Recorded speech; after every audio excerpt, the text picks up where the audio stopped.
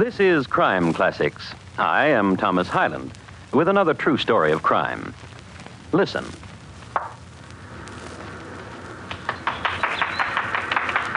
Playtime in the afternoon in Suffolk, England, 1676. The game, croquet, as it was played then. Heavier mallets because they were lead-weighted, wider wickets, and leather-covered balls. The shot you just heard was a pretty one, made by Guy Marcy. And now, a friend of his, John Nems, leans over to line up his shot. Beautiful shot. And now John's cousin, Roger, kneels down to sight his shot. Careful player. Lines it up and... Which was Guy Marcy, muscular man, hitting Roger over the head with a lead-weighted mallet, killing him. Tonight, my report to you on Roger Nems, how he, though dead, won the game. Crime Classics, a series of true crime stories taken from the records and newspapers of every land, from every time. Your host each week, Mr. Thomas Hyland, connoisseur of crime, student of violence, and teller of murders. Now, once again, Mr. Thomas Hyland.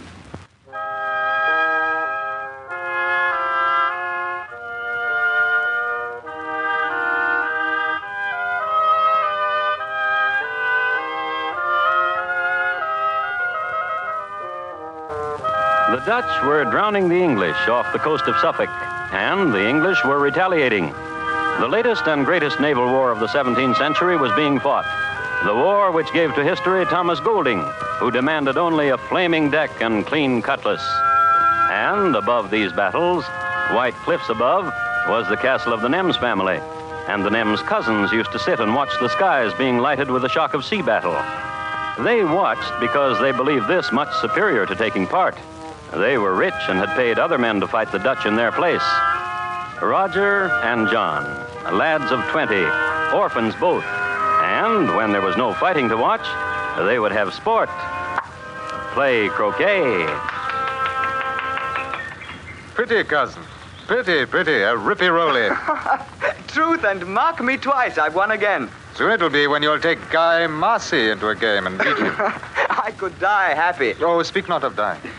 It's only jesting. Yet each thing you wish, you say if you could have it, you would die happy. I want to hear none of it, so lightly you speak of it. Cousin. Good cousin to worry of me. And why not? Responsibility that you are to me. Responsibility? Me to you? Feather me how? How wealthy you are. This castle yours and all that's in it and the lands and the stock. No less yours. Only because you are kind to me. All the wealth is yours and in your name. But if I should die before you... It will be mine, this castle and all that's in it and the lands. Cousin John. I know. The will you've made to me. Good cousin. Kind cousin. Cousin John? Yes, Cousin Roger. I've changed it again. The will? The will. Changed it? How? Or should I have children, then all my estates and all my wealth to them. Or he or she. Oh. Only fair. For if I have children, then I would be a father. And as father, I owe a debt to my progeny. Cousin Roger? Yes, Cousin John. Is there anything on your mind, Cousin Roger? Last night, dear cousin, and you will be happy for me, I met a maid. Oh? A duck, a bunsome maid. Luli with pinky cheeks and throat of soft and white and hair of radiance. How met you this maid? I was walking in the village green and spied this maid with courage that would make you blush. Tell me of it. She played at croquet on the public green. Oh. And she had a slyness to her wrist. And I spoke to her, and we played at game, and after went walking, and she told me her name was Mary. Mary of Southwold. And you've heard of the maids of Southwold, cousin. The marrying maids of Southwold. Yes. Another game, cousin. Very well. Losers first, I've heard it said. You've heard it said indeed. So swing your mallet, cousin, and we'll have joyous game. Oh, too bad.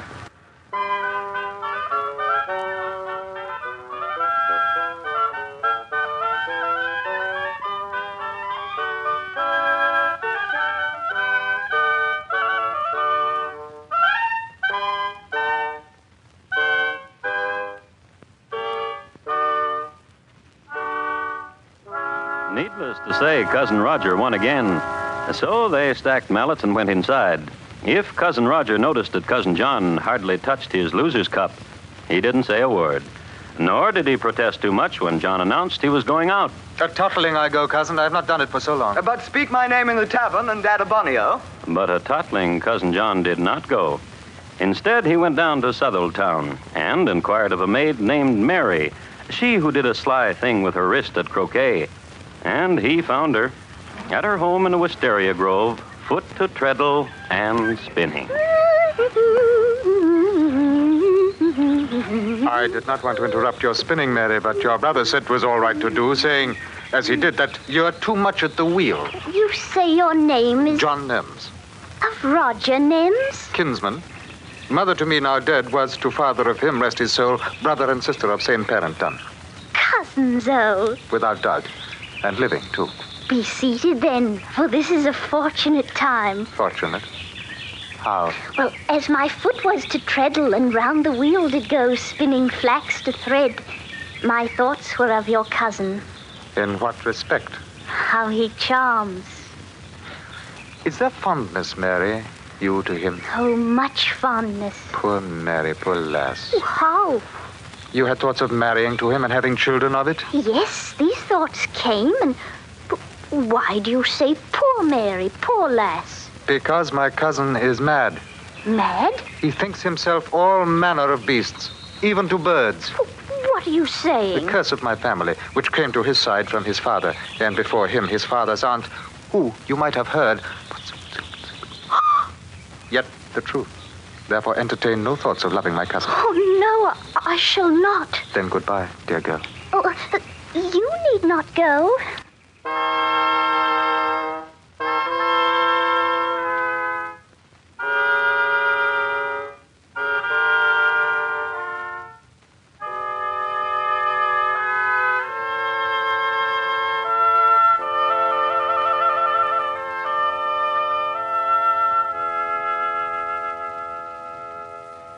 And therefore I cannot play on the green with you today, Roger Nems, nor any other day. And that is why I will spend this afternoon, and who knows how many others, spinning my flax. But Mary, So I say goodbye to you, Roger Nems. but you were so ardent and gave me hope. Hope for what? That you would wed with me and come and live with me in my castle, and soon small Nems about children to us. No, Roger. Poor Roger. Dear Roger. Go, Roger.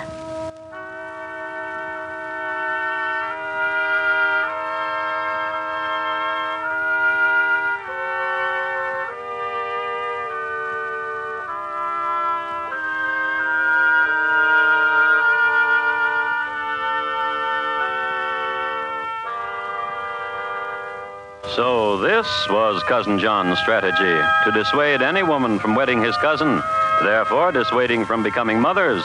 Keep the money in the family, and the family was big enough as it was. But Cousin John didn't reckon with springtime. It was May, and the girl's name was Hannah, and Roger espied her walking down the beach, gathering cockle shells. For my garden, sir. And what is your name, pretty maid? Hannah. Hannah. Oh, 'tis a name, that's for sure. And you're Roger Nems of the big and tall castle there. And how are you knowing that? Have parted hedge and have spied you at the wicket. Barefooted gypsy-o. Aye.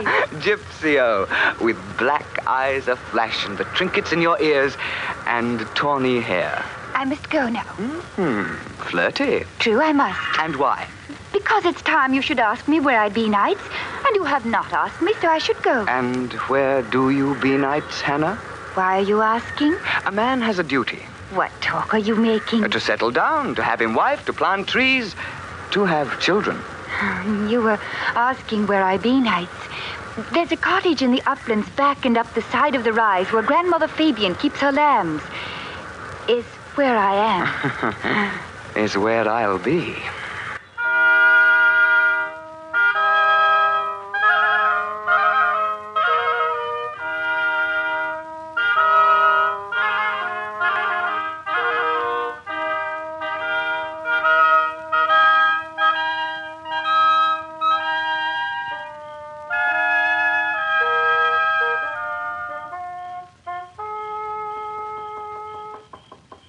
Enter, Mr. Nems. Oh, but who are you? Mr. Nems. John Nems. Cousin to Roger. Pray, sir, what has befallen your cousin that you come in his stead? Not in his stead, young miss, but earlier. But why?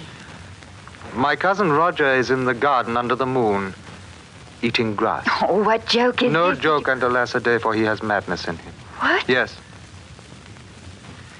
He had told me of you earlier, young miss.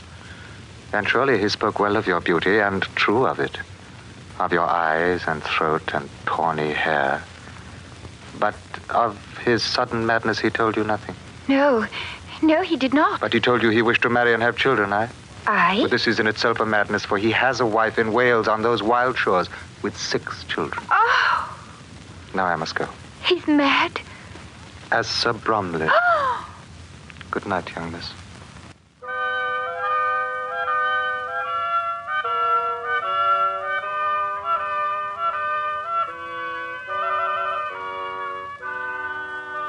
And so it went. Cousin Roger wanted nothing more than to get married and have children. Cousin John couldn't afford it. Each time Roger would meet a maid and make known his intentions, John would meet the same maid and declare that Roger was mad or already married or a secret criminal of unspeakable deed. It is even said that Roger Nems made his intentions known to none other than Dame May Bellamy, and she had considered him quite sincerely, as she did all things, until, of course, she had a little chat with Cousin John. Which, of course, may be the very reason Dame May locked herself up at Fallbrook, never to feel sunshine again. Yet, Cousin Roger was not daunted. I feel it, cousin. This month, I will find a girl to wed. How? A traveler on donkeyback read my palm for a penny and said it. And for a week now, I've dreamed of a dear face I've never seen before. Yet consider this, cousin. So many of the damsels all about have refused you. 17. Then give it up and be bachelor. A man should take a wife and plant a tree and have a child. I say give it up. Never. Which was wearisome talk to John. Once Roger got married, chances would shoot up that he would become a father. As a father, he would have an heir. And when Roger would have an heir... I'll be disinherited. Drink your ale and do not take on so, friend John. But hear me, Guy Marcy. The wealth he has, it could be mine. Aye, there's truth in that. And how rich he is, and each new girl wants to wife him, oh. And I'm weary. Yet if he does not marry nor have children, you will inherit. If I outlive him. I have told you this, friend Guy. A toast, then. Ah. A toast. That your cousin should drop himself down dead. This instant and now. Before he takes wife. Before he becomes father. Before... Drop down dead? Maybe not this minute. Nor tonight. But whenever... And you'd have the wealth immediate? And good drinking companion and croquet companion you would share. I'd want to. And you would. We'll see. I cannot wait till tomorrow.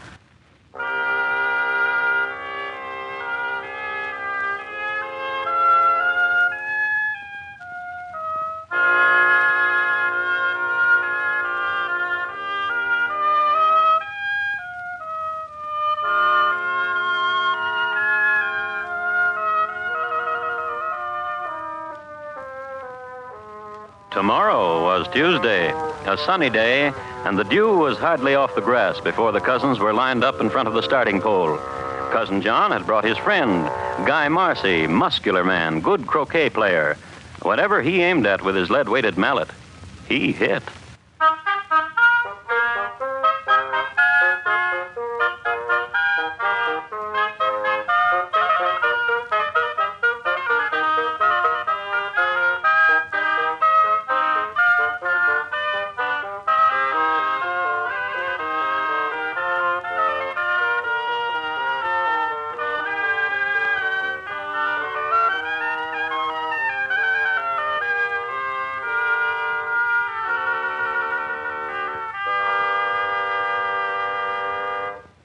You are listening to Crime Classics and your host, Thomas Hyland.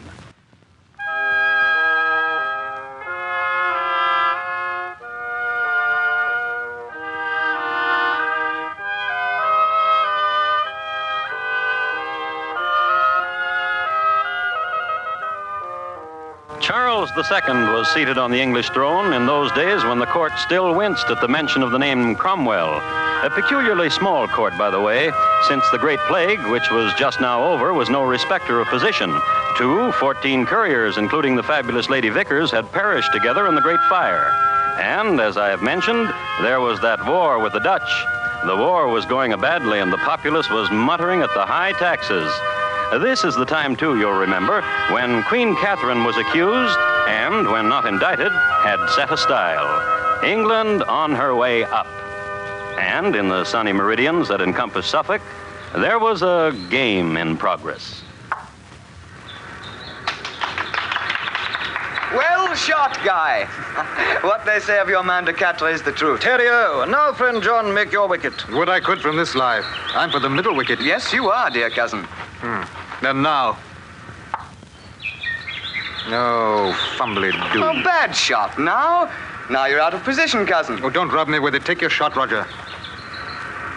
Oh, and how it rolls for the back wicket. Wicket two, wicket two. It did. It's as skilled you are as any I've seen about. Daddy-o. Aye. My cousin is skilled in many things. The damsels, I'll wager a bucket. There'll be no more damsels. What are you saying, cousin? There's a surprise I have for you. What surprise? Go on with the game and I'll tell you. The shot is Guy's.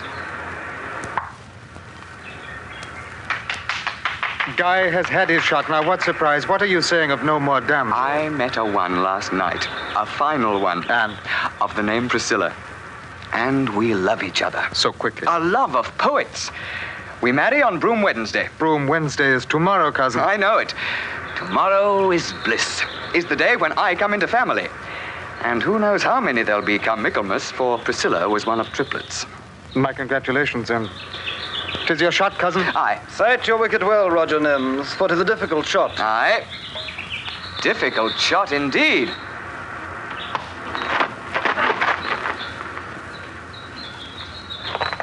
Cousin. Cousin Roger. Cousin now. Dead. Would you say, Guy? I'd say it. As I swung and how he was kneeling there, I knew it. Now we need dispose of him, Guy. The pond would seem a likely place. Aye, but yet... Yet what? I've heard eventually they float. Those who dead are placed in water come at last to the top and are discovered. Not those who dead are placed in water and are fastened to the bottom. Not those. I could not do it. I could. Will you? I'll must if no one's to know what happened this day. So that you can live in the east wing of the estate with peace and ease of mind. I'll must if I want all that.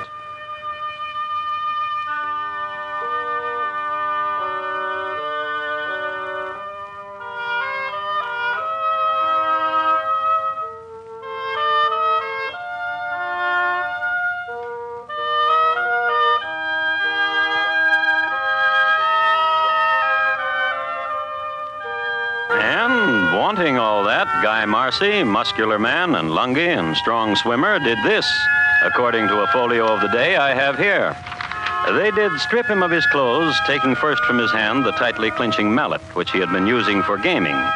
Thence they did carry him to a great and darkling pond in a lone field, and, taking him under the water at its deepest part, Guy Marcy did drive 2 stakes through him, thereby pinning him down, so that he would never become a floater.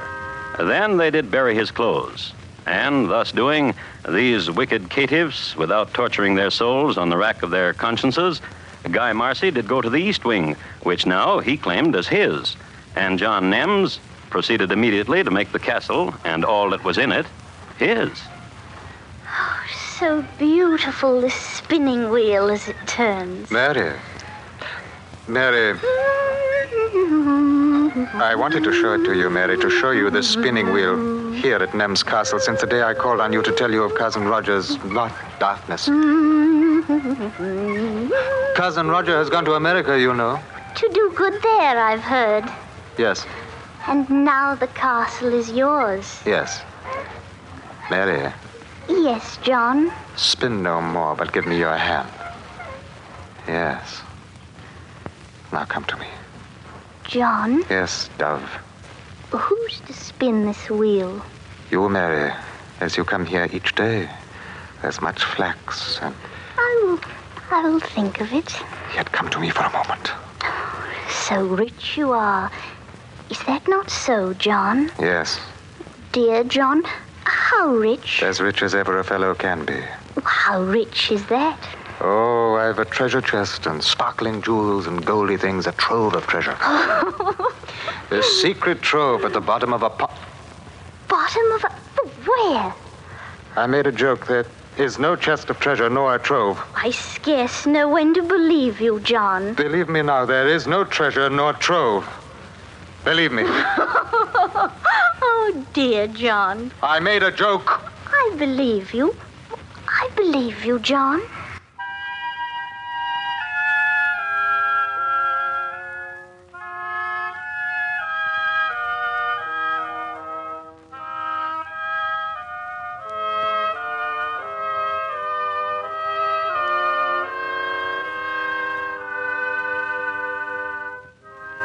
He seemed too concerned about it to say, was nothing, brother mine. Ah. A treasure trove, that's what. Now you listen to me, Mary.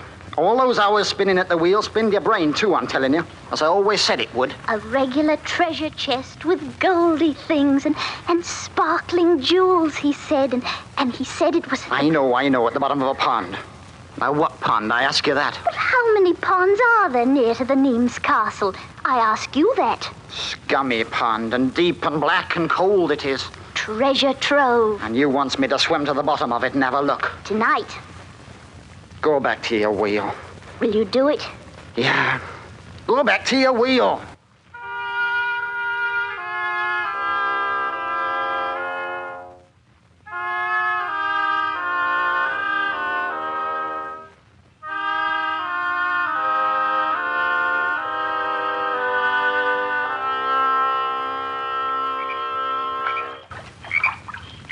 Now stop your toe dipping, brother dear.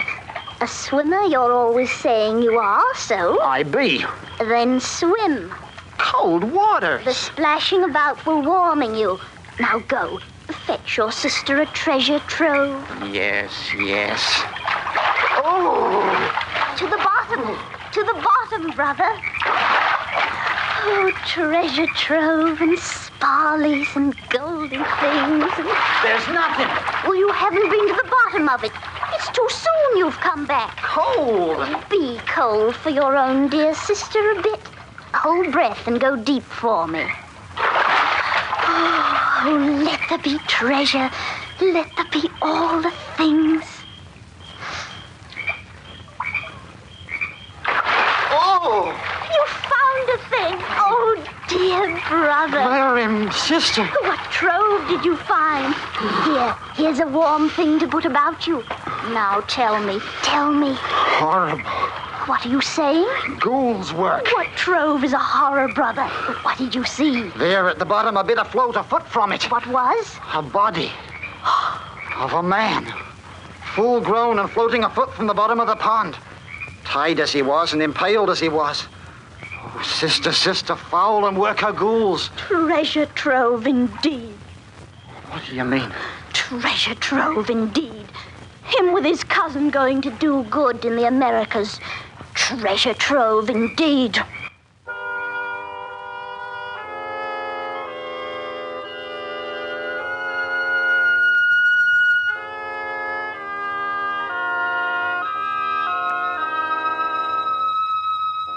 And Mary and her brother went to the constable, and the constable caused the bottom of the pool to be searched. It took the authorities 2 days to extricate the body from where it had been staked. The watchers to the operation were many, including 2 lads who looked down on the scene from the east turret of Nems Castle. 2 gamesters, croquet players, friends. If we fled, John, But we cannot. The crowd that surrounds the castle, they would tear us to shreds. then what should we do? I don't know. I do. Good. Dear friend. Give ourselves up. What? The gaming thing, the right thing. True. The game is lost, therefore... True. He beat us. True. My cousin Roger, though dead, has won the game.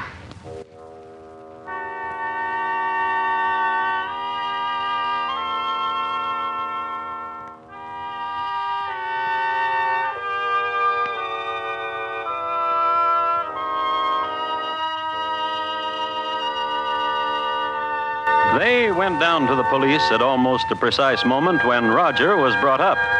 They explained what happened. They were brought to trial, found guilty, pressed to death by rocks of increasing weight. Their refusal to protest in the face of adversity brought applause and favorable comment from all.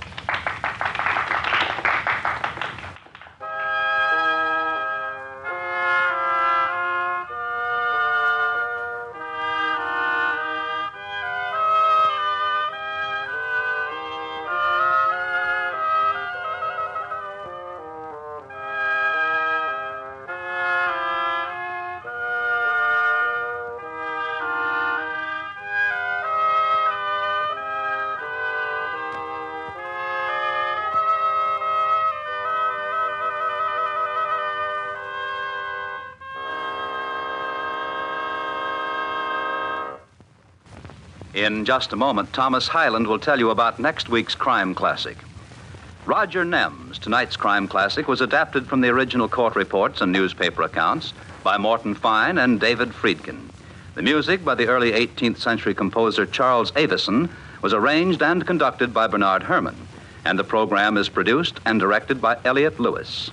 Thomas Hyland is portrayed on radio by Lou Merrill. In tonight's story, Ben Wright was heard as John, Alastair Duncan as Roger, and Richard Peel as Guy. Featured in the cast were Betty Harford, Ellen Morgan, and Gary Montgomery. Bob Lamont speaking. And here again is Thomas Hyland. Next week, Dover, New Hampshire, in the year 1842. We will concern ourselves with a carnival, an alcoholic, and a wild beast. It's listed in my files as New Hampshire, the Tiger and Brad Ferguson. What happened then? Thank you. Good night. Crime Classics has come to you through the worldwide facilities of the United States Armed Forces Radio and Television Service.